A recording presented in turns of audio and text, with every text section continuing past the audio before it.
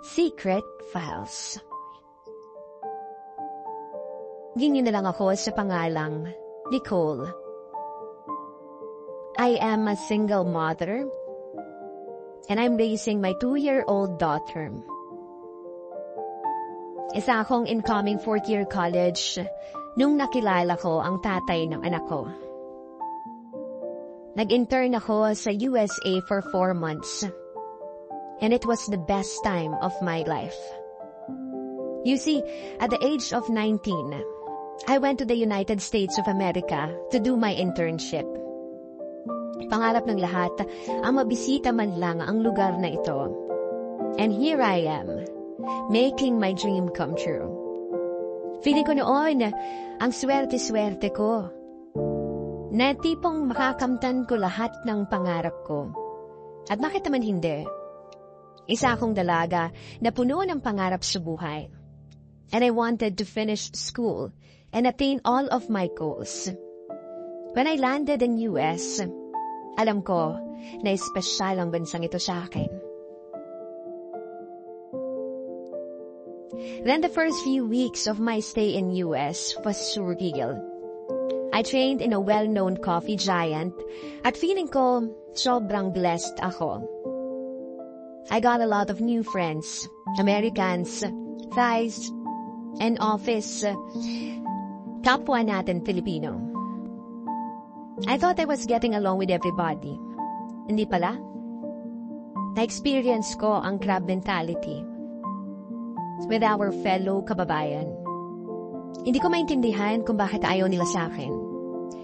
They all came from well-known universities in the Philippines. At ako, probinsyana. Big deal sa kanila yun sa spreading rumors, hatred, spreading lies. Yun ang karaniwang ginagawa ng mga kapwa natin. I thought it would be the best time of my life. Pero hindi pala. Namumukod tangi sa mga Pilipino ang galit at selos. At hindi ko alam kung bakit. Hanggang sa na-depress ako. I kept on asking myself, may mali ba akong nagawa? May nasabi ba akong hindi maganda? And then finally I asked them. Hindi sila nakasagot ng una. Then bigla nilang sinabi, Takesyo, pabiba ako? Parang pakiramdam nila, alam ko daw lahat ng ginagawa ko. Probinsyana daw ako. Mainit lang daw talaga ang dugo nila sa akin. Pero tinanggap ko lahat ng yun. At nanahimik na lang ako. Dumistansya sa kanila. Hanggang sa natagpuan ko yung sarili ko na may kasamang iba. That's where I met the father of my kid. Nag-try ako mag-online dating. Suggestion na din ng mga kaibigan kong Thai. Masama man pang tinggan, pero nakikipagkaibigan ako sa mga citizen doon para maipasyal. And then I met Mark. He was 3 years my senior. 22 years old siya. 19 ako. He was pure Brazilian but migrated to US when he was 10. Una, usap-usap. Hanggang sa nagkayayaan na mag-meet. Pinuntahan niya ako sa apartment ko. We toured around Boston. Kumain, nag-enjoy. Yung unang labas namin, nasundan pa ng pangalawa. Pangatlo. Hanggang pang-apat. Isang araw, nagkasabutan kami ng isa kong kasamahan na Pinoy. They treated me like shit, commenting on all the things that I do. Yung pakikipag-date ko, at kung ano-ano lang. And I know hindi sila concerned sa akin. Sa sobrang bigat ng nararamdaman ko, I messaged Mark, saying baka pwede niya ako masundo sa apartment. Wala pang 30 minutes, nasa apartment na siya. Dala ang isang maliit na bag. Sumama ako sa kanya. Nag-take out kami ng dinner namin. At sabi niya, kung gusto ko, pwede muna ako magstay sa apartment niya. Sabi ko, isang gabi lang ako makikitulog dahil may trabaho pa ako kinabukasan. So we turned around pa. Nagpunta sa open field, blueberry fields to be exact. Tapos may mga fireflies. So, until nasa loob na kami ng sasakyan. Nung hinalikan niya ako. At doon na nagumpisa ang pagbabago ng buhay ko. Nakitulog ako sa kanya at aaminin ko, may nangyari pa uli sa amin. Hindi ako yung tipo ng babae na gumagamit ng pills. I just relied sa condom na ginamit niya. Basta ang alam ko, gumamit kami ng proteksyon. The following day, hinatid niya ako sa apartment ko. He hugged me so tight and he kissed me. At yun na pala ang huli namin pagkikita. After nun, hindi na siya nagparamdam. I got hurt. Pero sabi ko, baka ganun lang talaga yun. One night stand. Kumbaga after nun, hindi na ako nag-try pa ng online dating na yun. Malapit na din naman kasi ako umuwi sa Pilipinas. Nakipag-swap ng room apartment ako sa isang kasama ko. And I guess, para umiwas na lang sa mga kapwa Pinoy na kasama ko. Then after 2 weeks, naramdaman ko na may kakaiba sa katawan ko. Palagi na lang ako nahihilo. Sumasakit ang ulo ko. Tsaka mabilis ako mapagod. Nagsuka din ako. Ang akala ko normal lang kasi hindi ako masyadong kumakain. At sa coffee shop ako nagtatrabaho. Sabi ko baka hindi lang ako sanay sa amoy ng kape. Until araw-araw ko yun dinanas. Hanggang sa bumisita ako sa pamilya ko sa California bago ako umuwi. Nag-spotting ako. At panay ang suka at sakit ng ulo ko. Akala ko dahil sa biyahe at dahil dadatnan na ako. Hindi pala. Kinutuban na ako.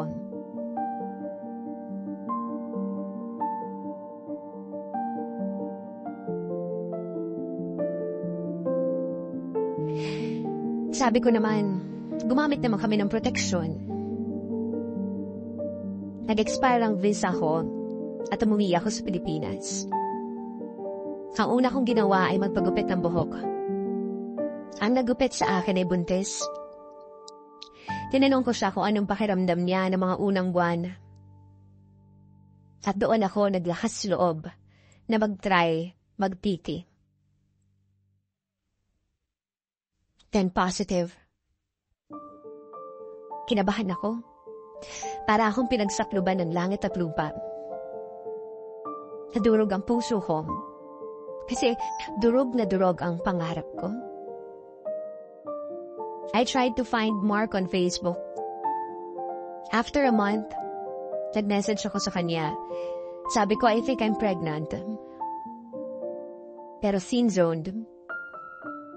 I showed him the pregnancy test. Nag-reply siya. Ang sabi niya, mag-take pa daw ako ng test. And I did. And lahat positive. Sabi niya magpa-serum daw ako para ma-check kung tama nga. Pero kahit serum positive talaga. Alam mo yung feeling na graduating student ka? Punong-puno ka ng pangarap sa buhay. At dahil lamang sa isang lintik na one-night stand ay mabubuntis ka?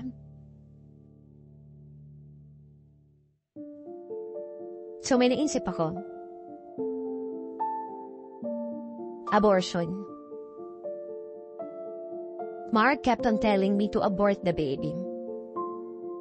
Nasa Amerika siya at nasa Pilipinas ako. Araw-araw kami nag-uusap. Nagpadala siya ng pera para ipang-abort sa bata. Nakakontak na ako ng gagawa sa procedure.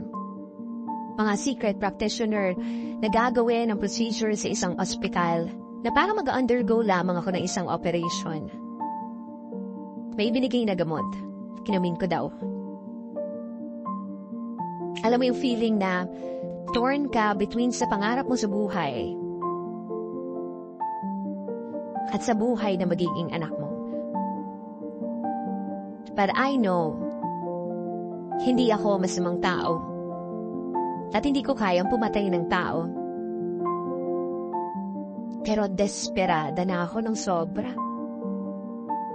I don't want to hurt my dad. Ayokong madurog ang mga pangarap niya para sa akin. Ayokong maging ina.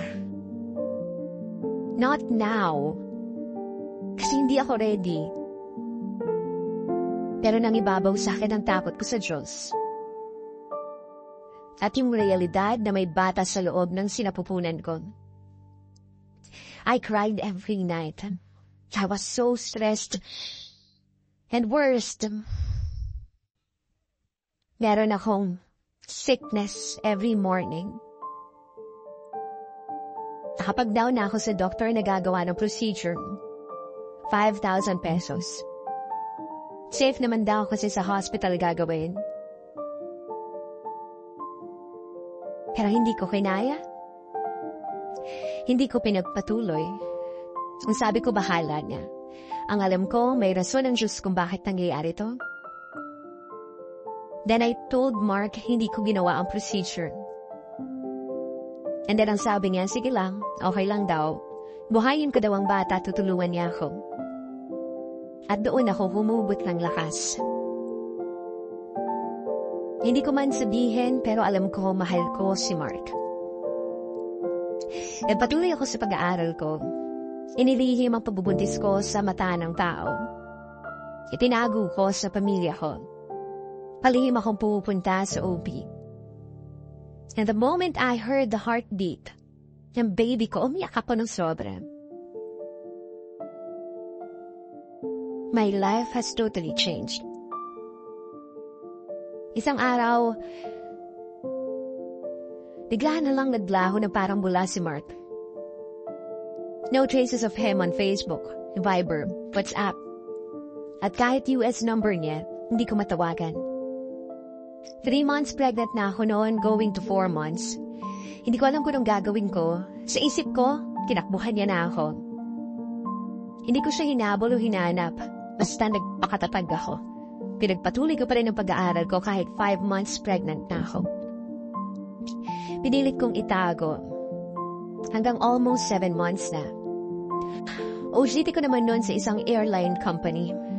Ground crew ako noon kasama mga real employees. Second day ko pa lang sa OJT, nag-stop na ako. Nag-bleeding kasi ako. Ang sabi ng OB ko, better not to stress myself na daw. Nagpahinga ako. Akala ko hindi pa alam ng pamilya ko. Yun pala, hinihintay na lang nila.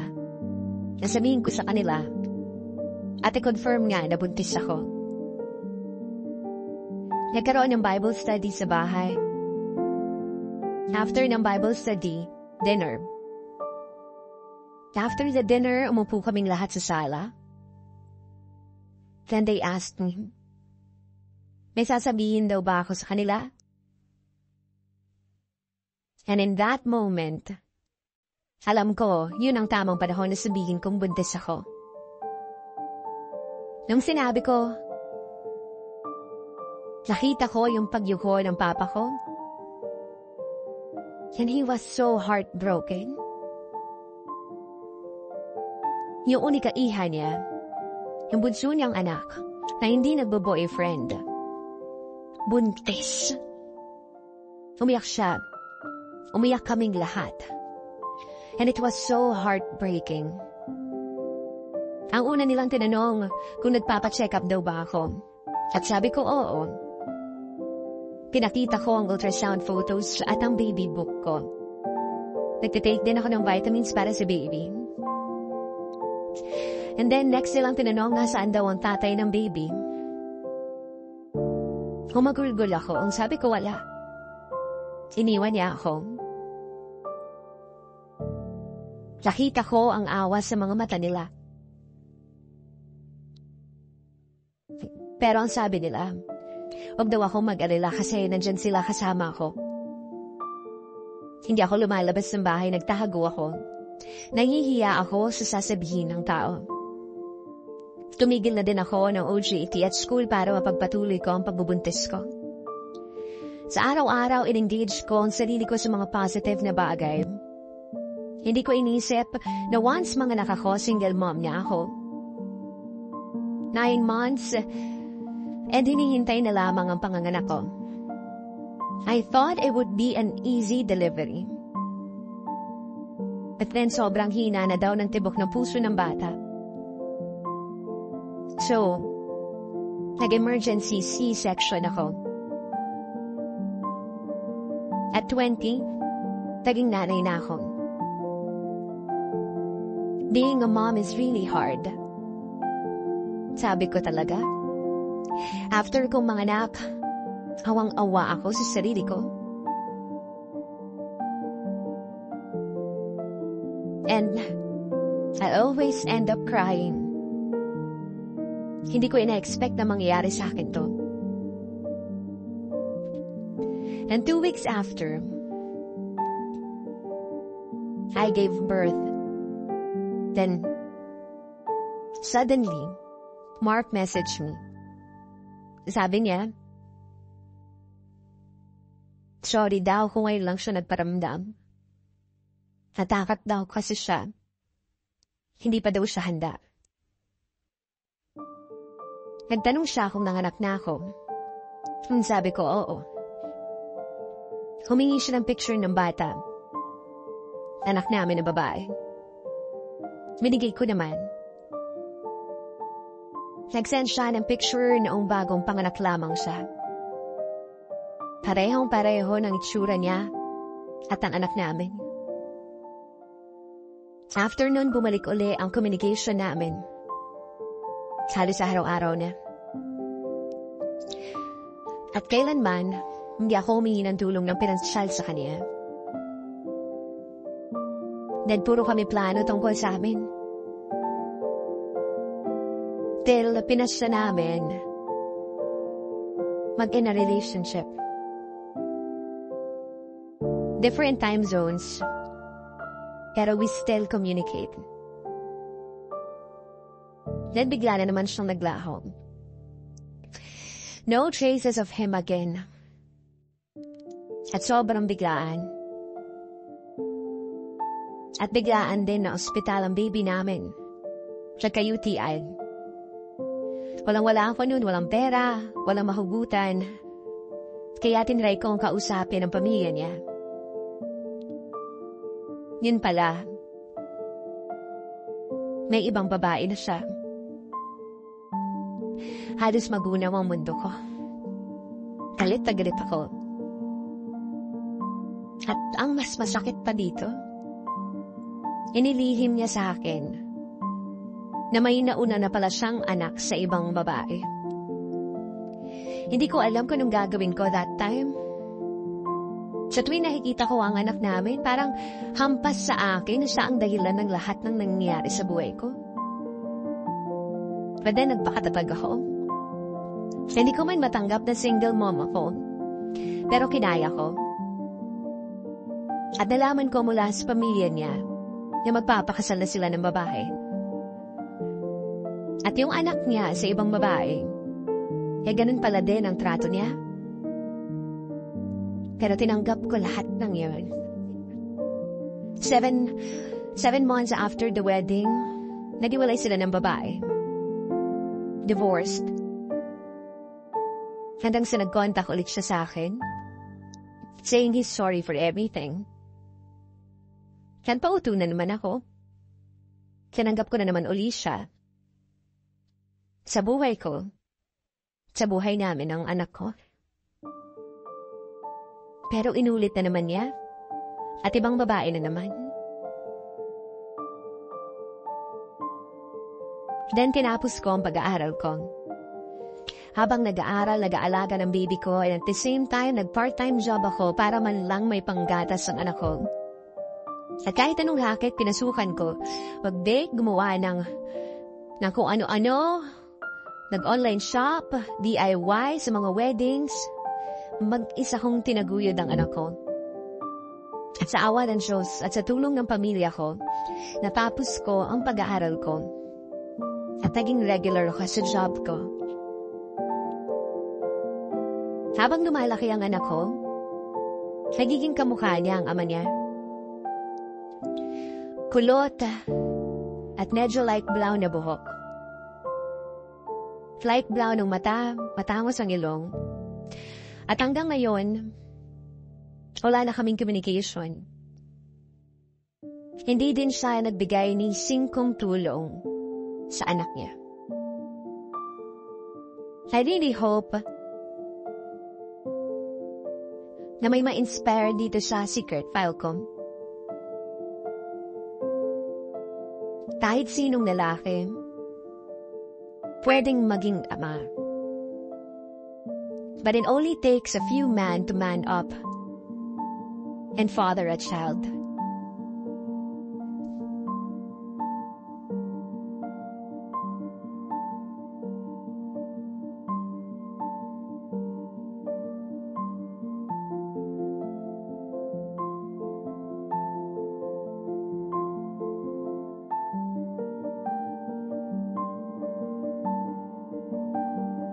That secret file was sent to us by Nicole.